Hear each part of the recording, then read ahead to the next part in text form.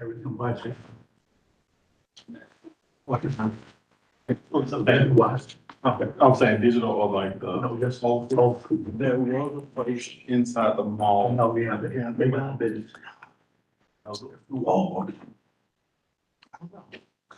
I got, before my watch had died. I'm an old school guy. Yeah, I had a pocket watch. My granddad, when he passed, he left me two pocket watches. Like neither one of them had worked in years.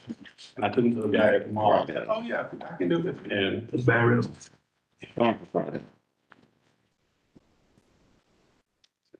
way too much. Did you know about the regional, no, excuse me, the recovery home? Did Leonard Davis call you? This school called me and said that they moved out. Oh, anything about it. I mean, I wonder if they're moving into a place on a big building. They've been building on Front Street. All right, good afternoon, everybody. Welcome to the Government Operations Committee, September 15 meeting. Welcome, everybody. Today we'll be talking about the leasing policy again, hopefully for the last time. To the agencies that are listening, we'll try to be as fair as possible. Get this out of the way. And can I get approval of the August 18th meeting minutes? We'll move. All in favor? Thunders, kick it off. All right, everybody's favorite topic. I did. It's easy as pulling up the slides. What we're gonna do today is take you through the background on the journeys we've been on with the leasing policy, some of the challenges that we've hit, and then give you a few key questions that can be used to guide the next steps in this work.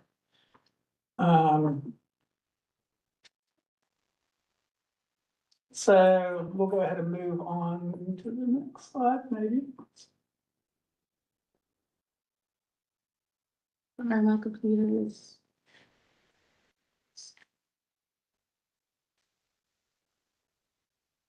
Not really doing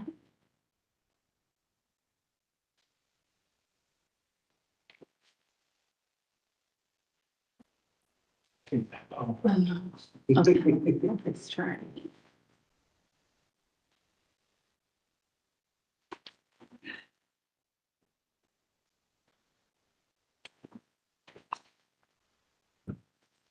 All right, let's go on to the next slide. So we'll review the committee charge, about 6 years worth of history, challenges that we've incurred. Angel will take us through the historic rates and then where everybody's at now. James will give you some input on maintenance because that's usually a discussion that comes up. We'll get to those key questions in the next step. So jumping to the slide, you'll see that this is actually kind of the same charge, is the same charge that was given to the committee in 2023, which is to update the community benefits agreement portion of the leasing policy. This all started with an original charge in 2019, which was to develop a consistent leasing policy. All the work so far has been in the GAC. Hopping over to the next slide. So we think about prior to 2019, it was the Wild West on leasing. Every lease very much had a case-by-case basis. Even where rates were being applied, there was no mechanism that I'm aware of on why a rate was selected. And so what was observed by the commission at that time was that there was not a uniform process of those rates. And just to be quite frank, it tended to be the minority-led nonprofits that were paying. And I certainly don't think that action was intentional, but I think it had to do with the other nonprofits having access to the ear of decision makers at the time that led to some rather favorable deals. So the work went into committee. It was in committee, I think about 6 months. And from that came the unified leasing policy and a recommendation to hold leases for $1 even after the implementation of that policy to give some runway. That was adopted by the mayor and commission. And then in March, we were still struggling with kind of the lagging impacts of the pandemic and the economic impacts it was having on our community, especially in the nonprofit landscape. And so the commission again extended leases for $1 At that time, though, they did discontinue utility support, which was something that was addressed in the unified leasing policy. We had two entities that ACC Gov was not only giving them a lease, but was paying some or all of their utility bills. Fortunately, that's since been discontinued. So then, around January of 2022 is when things started to go off the rails a little bit. Each time it came forward to implement the policy, and to be very frank, it's an incredibly complicated policy because we were trying to be a little bit of everything to everyone. And there was a mixture of challenges between nonprofits and quasi-government entities. But in January of 22, leases were again extended for $1. Independently, the commission acted to enact a very long-term lease for Neighborhood Health Center. I believe it's 4 or 5 year terms. And the reason was Neighborhood Health Center was putting over $1 million of investments into a county facility that we're gonna add on an annex. And so in recognition of that, the commission felt it was appropriate to accept the staff recommendation for these long-term leases. So item was assigned back to GOC and was worked on again for about 5 months. During that period, leases were again extended for $1 while that work was ongoing. Once again, kind of independent of this discussion, Taylor Grady had been vacated by our prior tenant, and so the property committee, an ad hoc committee of commissioners, led an initiative to place a new tenant in Taylor Grady. And in that process, they referenced the unified leasing policy as the framework in which how leases would be applied. And so under that policy, a lease has been executed at Taylor Grady. It's about $6,000 a year. It should also include some revenue sharing. I'm not sure how that's going. And that lease actually expires, I believe, this coming year, this year or so. So we're reaching a point where I think if we don't come to a uniform solution, we may again be holding one party to one policy and the other parties not to that policy. And the only reason why we felt like it was appropriate to apply that lease rate was because that was in the solicitation. So you will use our uniform leasing policy, here's how it's calculated. And so to deviate from that in that initial term kind of leaves us open for others to say, well, wait, I would have applied if I'd have known it was going to be an extra sweetheart deal or something. So we just felt like it was important to hold those terms. In December, recommendations came out of committee. Well, actually, prior to December, they came out, but in December, the Mayor and Commission acted to return this item to committee. One other note about this revisit, it discontinued any reference to community benefits agreements, which were the primary tool that were used to give a 80% reduction in the uniform policy.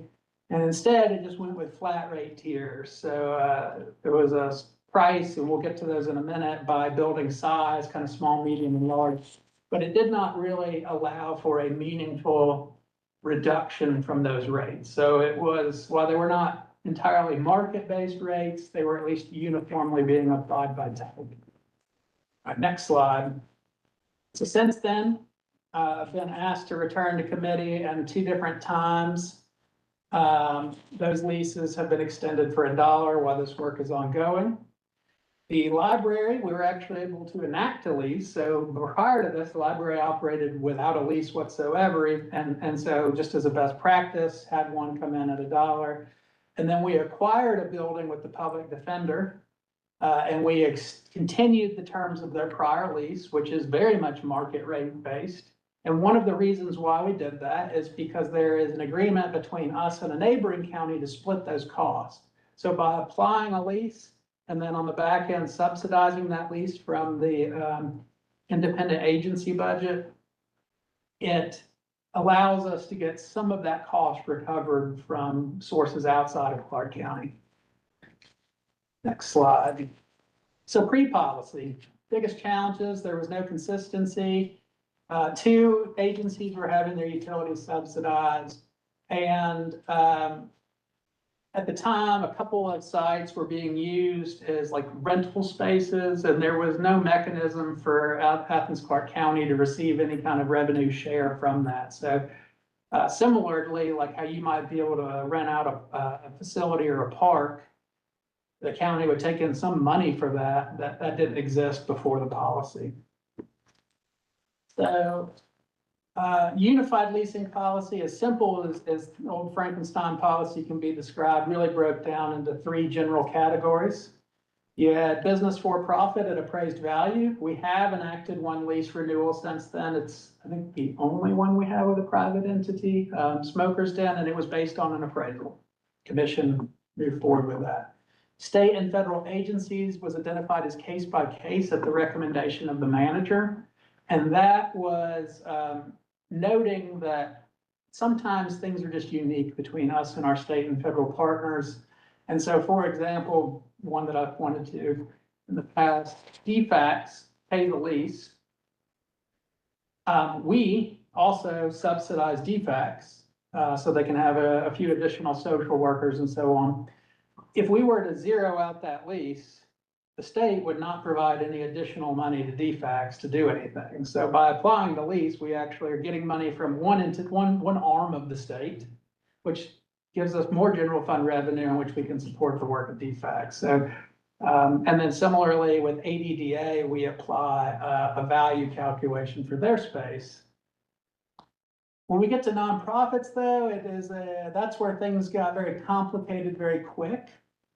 So one thing that was tried to be addressed was that if you were already receiving funds from the county for some level of service, you either received a highly reduced or completely eliminated lease fee. And that was under the idea that, well, we're not going to give you money and then ask for some back. Unlike those other things I pointed to, there was no direct benefit to the county financially to do that exchange. It had a base methodology using size, location, and level of service. But then it also included ability to pay clause. So if you were maybe not as economically sound, or maybe you're in your infancy as a nonprofit or whatever, at no point would we ask for more than 25% of total revenues to be that lease calculation, which interestingly is how the Taylor Grady lease is calculated right now, is on an ability to pay clause. And then the last thing, which was this idea of how do we get further reductions? There was a community benefits agreement portion where agencies could apply for an 80% reduction. That community benefits approach was very open-ended. It basically said, here are the 5 portions of our strategic plan. What are you doing to move the needle? Agencies would supply that information. Staff would make no independent assessment of it, but would just share it to the commission. And that is arguably where the policy became most convoluted, because, not speaking on behalf of the attorney's office too much, it really lacked a defensible structure on a substantial public benefit, right? So it could be that I, as I'm going to use completely hypotheticals here, but I, as an agency that supports animals, fill out that community benefits agreement with information one day on all the good work I do to support animals, and the commission at the time adopts that. And then Angel, also an agency that supports animals, puts very similar information in, goes forward to the commission, and for whatever reason is not accepted. And so that's where it becomes, kind of arbitrary and capricious. It's too subject to the opinions of the commission and not so much structured. And so when we think about those challenges, we talked about the community benefits agreement just now. Another really substantial challenge is that the unified leasing policy kind of lumps quasi-government entities like the health department and the library and ADDA, Classic Center, and so on, with true nonprofits, so entities that are not an extension of state or local government. And so that was part of the reason why that policy became so complex, as we were trying to, as you saw, like this mechanism on funding. Mostly was quasi-government entities that were receiving funding. And so that's certainly something that this group might want to take into account. And then just that funding clause of if we're giving you money, you get a reduced rate. Certainly understand and probably was the one who generated the idea of that we don't want to just pass money around. But I do want to point out that it incentivizes those same parties to come seek additional public funding, because doing so not only gives them that direct funding, but then would reduce their rent. So they get kind of a double benefit through that pursuit. Okay, next slide. So what was recommended out of this committee last time was a couple of things. One was that quasi-government be added to state and federal agencies so that it would be addressed on a case-by-case basis. So therefore, things like the Western Circuit of the Public Defender would be done where we would say, okay, we're gonna apply a rent there, but then something like the library, we'd say, no, rent is not needed here because we're already, $2 million a year of subsidy into their operation. For nonprofits, it moved to a just flat rate by building size. It did have some language that would allow for abatement or for agencies that were going to offset our cost, although it did not speak to how specific that abatement was. And then it completely eliminated the move for a community benefits agreement. Not speaking for the commission, because you all were part of the body that returned it. I think that flat rate was still a heavy lift for many entities that are in a public building. And so there was a lot of comments from our partners and entities at the rail that they felt like it was too much too soon and not taking into account some of the good work they do. So Angel, if you'll kind of take us through a little bit on these lease rates. Yep, okay, so we have 9 nonprofit leases, 7 of them will expire. They got the 1-year renewal, so they'll all expire in 2026. I made a mistake on this document. HCDC will also expire in 2026, not 2027. The other 2, the Athens Neighborhood Health Center and the Cottage Sexual Assault Center, they're the 2 that Andrea mentioned earlier that have extended leases because of they put some money into their facility.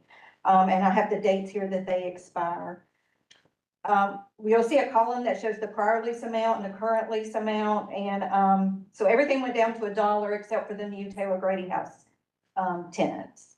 And Angel, one question, if you can Yes. reach that far back, before the Cottage made the investments in their current space, they were paying a lease or they were not? I seem to recall that they were. Yeah, I don't remember. I'd have to look. And then with the quasi-governmental, there are 7 of those. They're not on the same, expiration cycle. They have varying dates. They all have monthly fees except for, there's a few that have the $1 a year, the library, the Classic Center, and the Clarke County Health Department. The maintenance agreement for the Advantage Behavioral Health, the way that's handled is they pay what it costs us to run it. So they pay us back for the maintenance and life cycle and the expenses that we put in, and I reconcile that 2 times a year. Usually in January and then the very end of June. And that's all we have on those.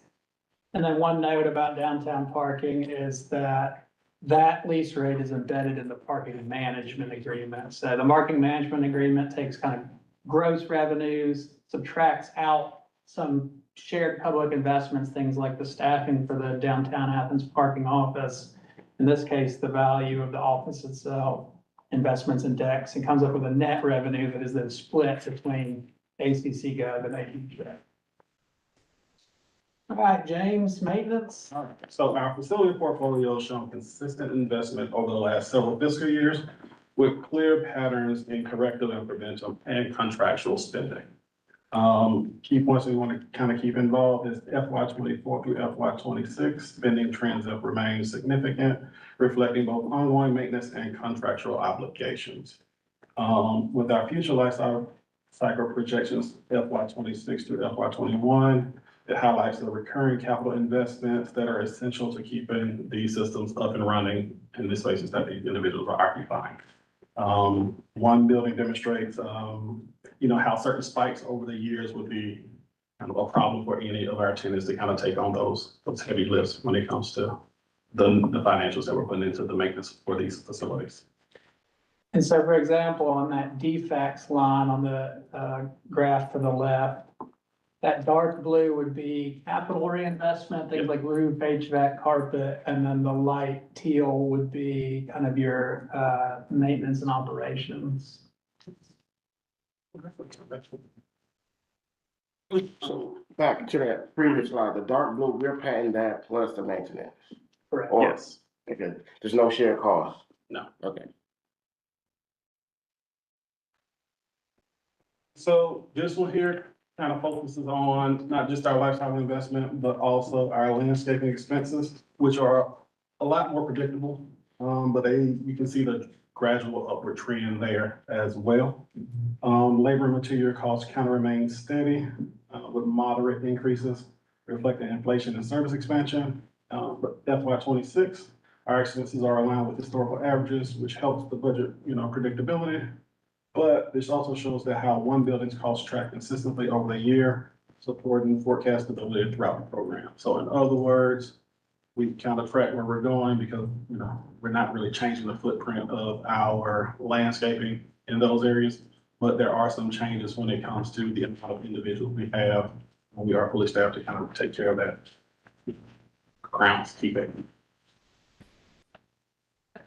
So one takeaway that I would suggest is maintenance.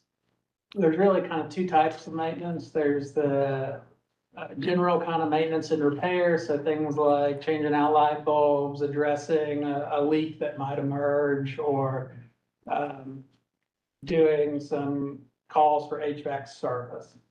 Then there's capital reinvestment. Capital reinvestment being replacing a roof, replacing HVAC. That capital is it's not levelized in the way that we track for it, right? So at the year that there's a $300,000 expense for, say, the Taylor Grady House, we pay the $300,000 out of our life cycle budget, but we don't say, well, that was a 30-year asset, so that's only $10,000 a year. The other expenses are generally more levelized, but they're subject to the occasional surge depending on events that happen. So one example was we had a tenant recently that had bed bugs. It was around $20,000 to do treatments in that facility. Wow. Now, that particular tenant actually has an agreement where they pay us back a portion of that. So, but absent something like that, or kind of some kind of failure in a system, your maintenance is going to be more predictable. The other thing that I saw on the data is that the contract cost, where we might be going out for fire suppression systems, or the few sites that have elevator maintenance contracts, alarms, termite control, things of that nature, they're quite high. And they're probably higher than what most of our tenants can invest. They're certainly higher than what was proposed in those flat rate tiers.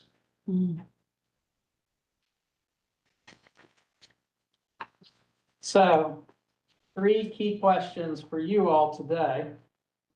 One is, do you support continuing to lump quasi-government agencies as listed over here on the right with state and federal agencies, therefore allowing it to be addressed on a case-by-case basis, usually being $1 unless there's some direct benefit to ACC Gov to not do $1. So for example, the ones that aren't doing $1 now would be Advantage, DFACS, ADDA, and Public Defender. All of those, the county was able to source additional funding streams because of the way that it's structured. You can see the context there on the left side, but certainly would be our recommendation that it's simpler to have this conversation if y'all are willing to lump those in. So those ones are unique, case by case, let's focus on nonprofits. That makes sense. Makes sense. Okay? So community benefits agreement. Do you all want to revisit this? And this really much is kind of the charge, if you look at the charge. You want to revisit it in a more structured manner. So before, there was this community benefits agreement that was forever open-ended. The test here is to have kind of evidence-based examples or information that show that Athens-Clarke County is receiving a substantial public benefit, which is ambiguous, not well-defined, but I guess you know it when you see it kind of deal. You want to revisit that. And so what that would look like is instead of there being this open-ended form that people fill out, it would be more fact-based. So a couple of ones that you might see is if they are making investments in county property, well, that's a substantial public benefit, and therefore some or a full reduction of rent may be sufficient.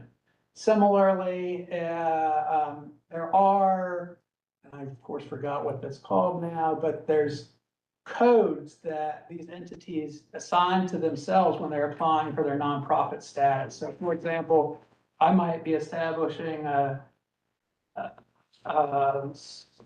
fraternity or private order, and I'm going to be coded for fraternal groups. Meanwhile, Angel might be setting up a youth football league, and she'll be coded for youth development. And there's several hundred of these codes, but they fall into some general categories. And so what it could look like is assigning certain codes as being kind of consistent with, say, our strategic plan and some of our other county operations, and saying, okay, if you're registered under this code, it's a yes, and if you're these other ones, it's a no. Similarly, either looking at what kinds of services are available to community residents, and are those services something that we would otherwise be expected to invest in if we were a local government? So another example here is housing counseling. We are required to have housing counseling for our home investment partnerships. We fund that with 2 agencies right now. If we didn't fund it with them, we would have to offer that service in-house. And therefore, you could probably say, well, anybody who's offering housing counseling is giving a substantial public benefit. So if you were interested in taking a structured approach to community benefits agreements, what would happen is staff in the attorney's office would share notes on different evidence-based factors that could be considered and come back to you all with some list. And you all would say, well, yeah, we like that one, and no, this one doesn't seem that particularly strong. And basically would come up with a tiers, and it could be that you would have to achieve all of them, but more than likely it might be that there's 6 to 8 categories, and if you meet 4, you're viewed as having a substantial public benefit and therefore qualifying for a reduction. So I have a question. Could these entities calculate the value of their services and use that as kind of a benchmark for their discount? They'd be biased.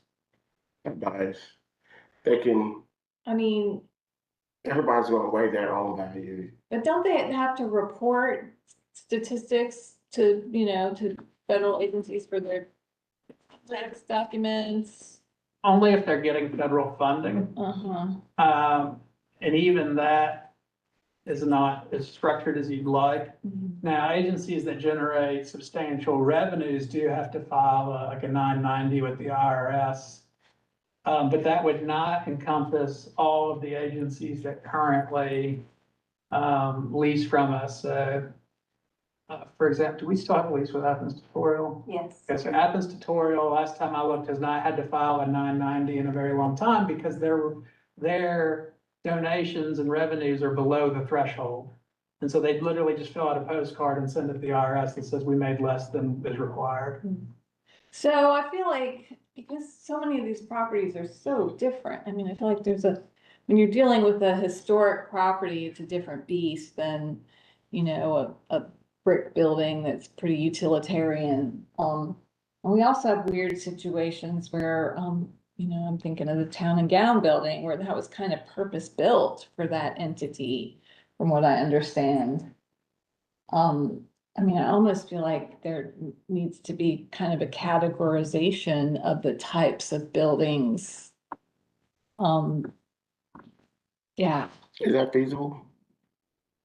and I definitely agree with the profit sharing, like any entity that is, overseeing a building that is revenue producing and that, you can run that for weddings or meetings or whatever. I definitely think that profit sharing should be part of it.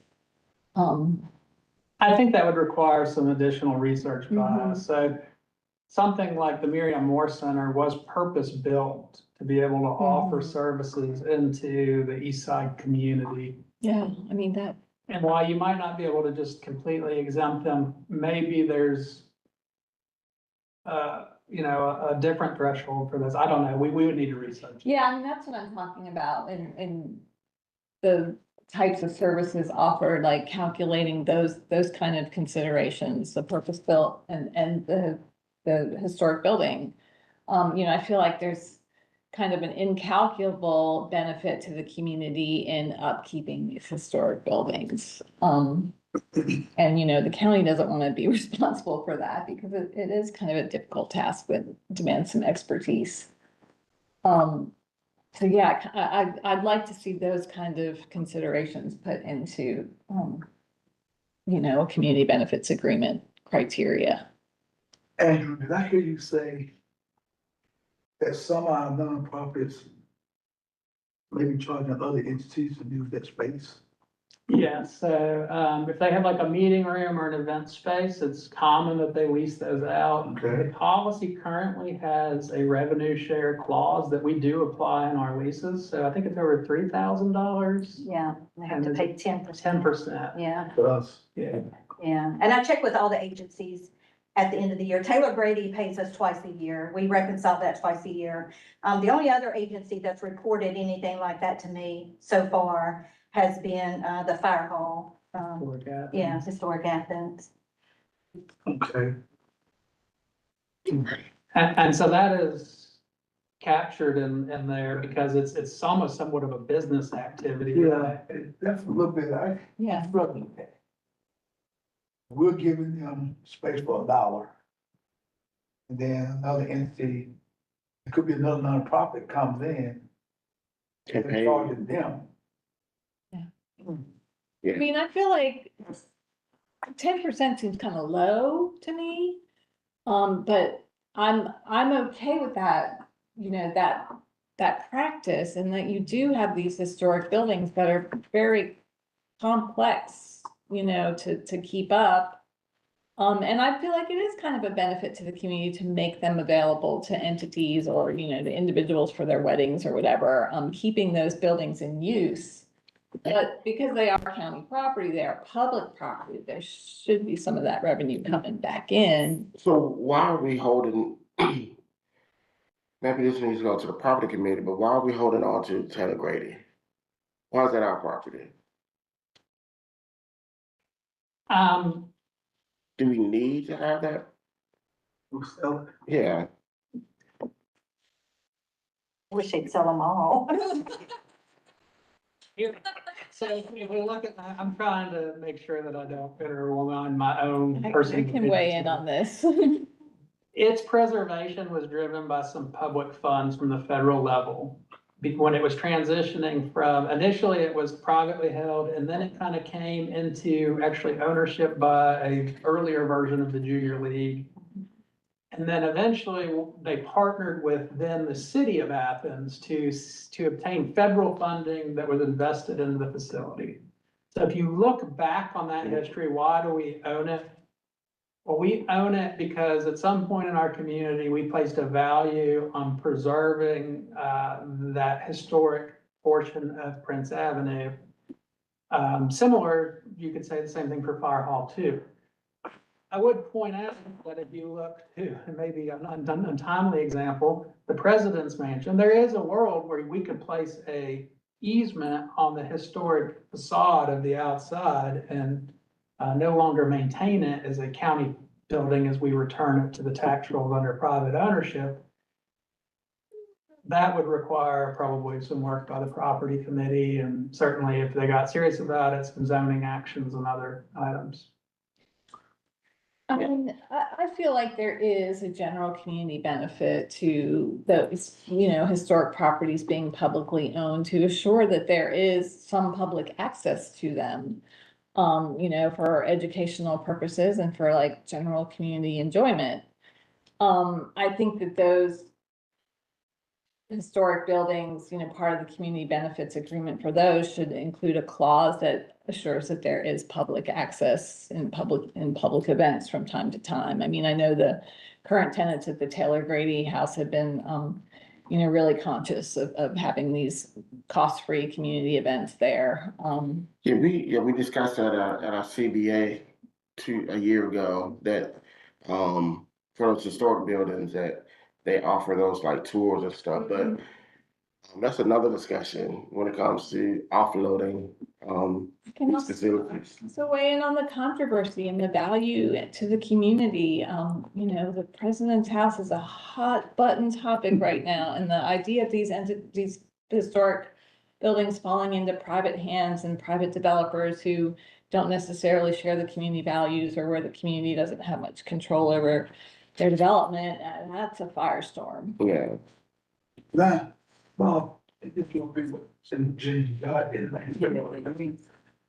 Well, first, we didn't have anything in some of the treaties clause, and stuff, so take that discussion off the table. I mean, it's probably all of the above. I mean, we probably address these on a case-by-case basis, and with everything ranging from, we would sell property with some kind of historic preservation covenant on top of it, to, turn it over for $1 long-term to somebody, and they were responsible for everything minor and capital, no revenue sharing.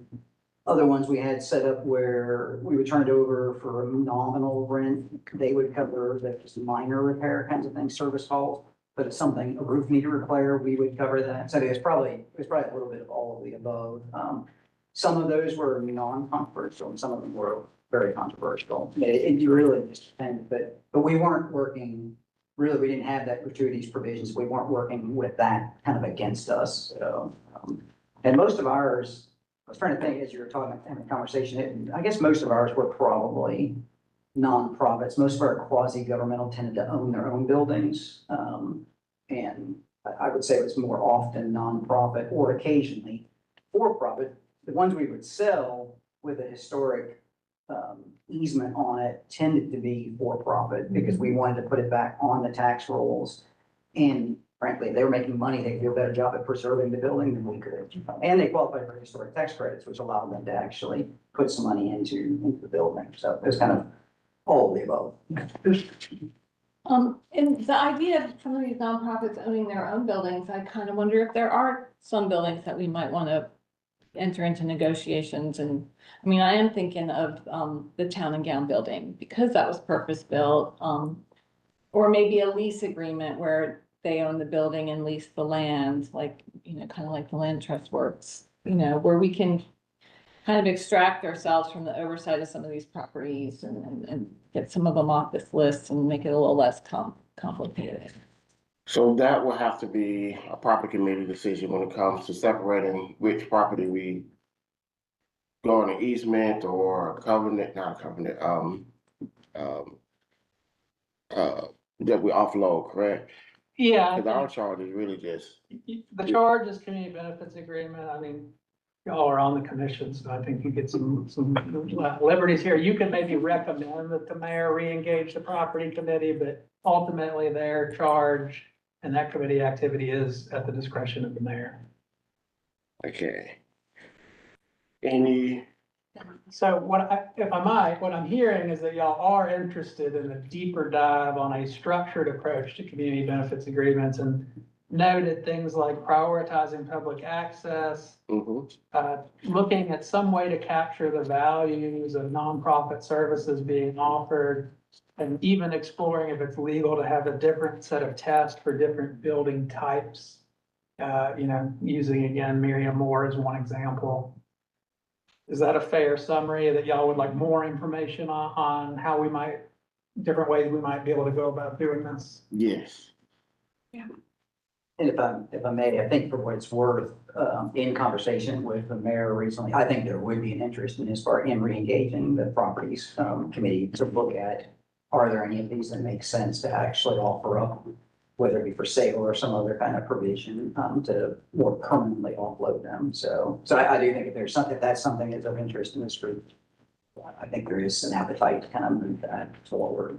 And, I do think the idea of maintaining ownership of the land is a good idea because you never know what could happen in future development. Yeah, you could also look at things like first rights of refusal if they ever actually seek to sell it or develop it. You know, certainly from experience, the downside of holding on to any kind of ownership with it is even if you have agreements to say they will maintain it long-term or whatever it might be, often they come back and say, well, we can't, we're gonna hand you a product that's of less value. So there may be some other ways to deal with that also. Okay.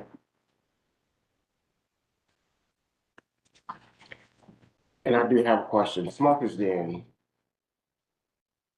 That's not on the list. Yeah. So that's for profit. Oh, yeah. And so the policy that has been approved by the commission and not held up is that it's based on a appraised value. Okay. And that was what their lease was set at last time, is that the appraisal was commissioned and that lease was brought back. I don't know if we have in front of us when that, it's a shorter term lease. I just signed it like last week or so. That was, yeah, that was a renewal for 1 year, so it will expire June of next year. Okay, so, and the reason what, normally we would do a 1 year lease renewable for 4 1-year terms. We held that one a little shorter, just knowing that the space study was going on. Mhm. We should have some insights on the space study before that's coming up, and I'm not trying to telegraph, I don't know that the space study is gonna say a word about the Smoker's Den, but we didn't wanna, take any opportunities off the table that the commission might wanna consider. And that was the final renewal option that he just signed. So when you think about non-subsidized rates for nonprofits, because really the community benefits portion with a more structured approach is speaking to whether or not rent should be partially or fully reduced. But ultimately, there's probably some way that you need to have a base rent for people that don't meet those tests. And if you think about something like an appraised value, I'm just gonna be blunt, it'd be very hard to do because our properties are so diverse. So it can be done, like appraisals can be commissioned, but there's a lot of expense and intensity and work effort that has to go with that. And it's gonna be very variable and unpredictable for the entities that are there. 1.0 version of this was kind of a riff on that. It was appraised value, well, approximate appraised market values, not appraised, but just kind of what we were seeing in the market with reductions stepping down by type and scale and so on. Even that was probably too complicated for your average Joe Schmo to pick up and say, I know what this building costs. And so 2.0 attempt at the policy did set a tiered rate by building size as the base. It did not really have a way to move off of that. What y'all are talking about is having a tool where you could move off of that. So I think staff would recommend to you to maintain those tiers as a base rate so that it's very, okay, it's a small building, it's gonna cost me X per year. And that's the kind of thing you could even put into the fee schedule.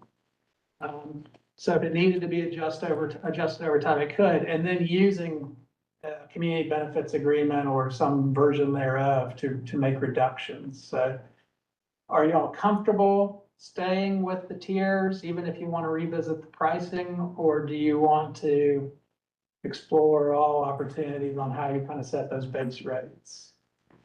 Good question. What do y'all think? I mean, I think the tiers, it's the most straightforward. Maybe there could be more tiers to make more nuance in them, maybe. Because I feel like they're pretty wide. Yeah, we keep sort of kicking this can down the road. I think eventually we're gonna have to come up with something. Yeah, Mhm. I have some questions. So the nonprofits, I have this correct, they all receive receive CPP funding. or CDBG funding? I'm not sure which ones receive funding. Not off the top of my head, but we can bring you Well- that information. Just a nonprofit? Yeah, just a nonprofit. Cause we're giving them money and then we're on target $1 rent.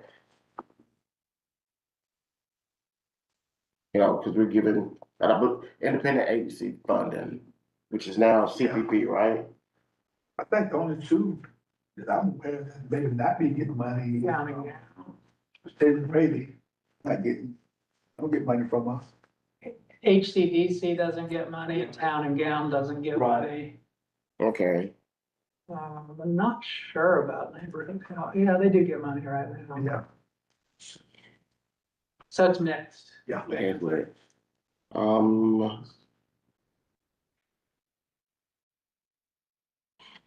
This is something I had, can we do 10% of 3 years of maintenance, and what would that look like? Of life cycle investment and maintenance costs as a tiered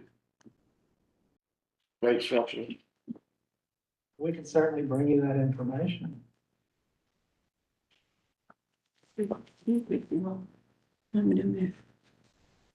Yeah, and this all started back when Rob Parker was here. So that's how long this has been going on. So keep the game on the road. Yeah, we can't continue with the $1 rent because of the gratuity clause. It's an easy lawsuit that we are being unfair and to other agencies. Which historically have been paying a little higher rent, but we want to be equitable across the board. That's for the cameras. Are there any questions on? Yeah, I just think, again, I hate to be repeat myself, but, we need to, from a tier perspective, probably come up with something. Now, so, for us being elected official, we're gonna get pushback, so I'm gonna say, well, why are you charging us X number of dollars? But I think what I would propose is we start out and work our way up, maybe not bam, hit it right away, but gradually build upon that monthly rent and then we just have to figure out what that may look like. The tiers just look, weird where you skip from above average to Yeah. large and it more than doubles. Yeah, From what I understand in residential rents, doesn't necessarily, you can rent a 1-bedroom apartment for like $1,200, a 2-bedroom for like $2,000. It doesn't necessarily And- jump that much as it gets larger. That's why I said, and maybe we charging everybody $1 now. And I'm just throwing this out, I'm not saying the suggestion is, but say we start out with $100. And just build on that each year. but there's 3 of them of the nonprofit, the Cottage, Taylor Grady, and the Miramore we can't touch because they're already under agreement. Well, Uh, so the one that has the longest term commitment is, Miramore, well, Neighborhood health. specifically neighborhood health. Not so there's 2 buildings that we lease. One of them is the neighborhood health center. It's got 1 lease. The other is kind of the Miriam Moore Community Center. It's got 3 leases because it's kind of condoed. Right. Does that include the WIC office? Mhm. That's the health department's presence over there. Oh, okay.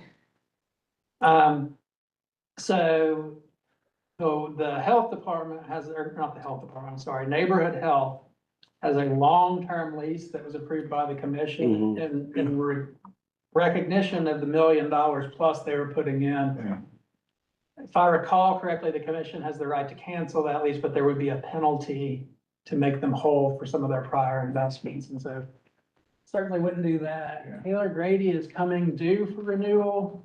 Yep, next year. And so really, the only other one is, the Cottage has about an extra I think they expire year or next year so, too. 6 months or so. 27. Yeah. Yeah. And the neighborhood health center is 2037. Yeah. so what I'm trying to get at, if we do a universal leasing tiered rate, those 3 structures will stay the same until At least one. Right, and that's what we did even on version 1 of this policy, is you adopt what the policy is, and then people come into alignment with it when their leases. Okay. Renew. And that's why I say gradually. Yeah, so we won't be hitting anybody, bam, Sure. you know, again, just thought. Maybe That's a good our idea. colleagues. 'Cause either way, even if we go up $25, we're gonna get pushed back. But again, I don't we just keep kicking this down the road. Even though we're not private committee, I would like to look at, no, that'd be another beast.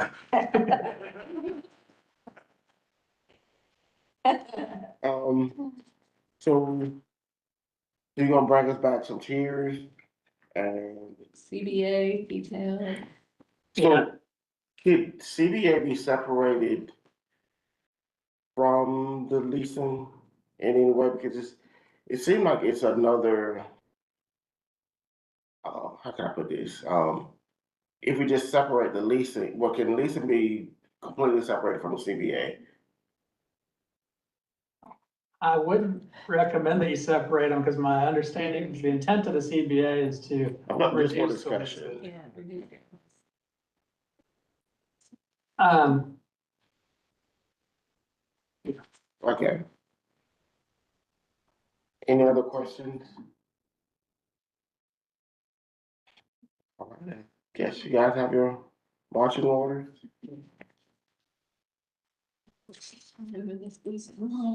So here's next steps, is we'll go back and flesh out some of the things we talked about today. So CBA will bring you information on different ways that you could structure your rates, either with more tiers, same amount of tiers, and then some information on maintenance. We'll probably also pull together some information on the rates that nonprofits, the revenues nonprofits have reported to us from their rentals. I like. Just so you can see what that has looked like, and you know, you don't let the cat out of the bag. The vast majority of them either don't rent it or report that they don't rent it under more than 3,000. And so that'll be what we're digesting next time. Hopefully from there, we'll be able to get some structure on how you might want to weave that into the policy itself. And ultimately, it would be that policy with a CBA portion that's gone back to the mayor and commission. All right. Motion to adjourn. All in favor? Okay. You guys enjoy your week. Thank you so much, Scott.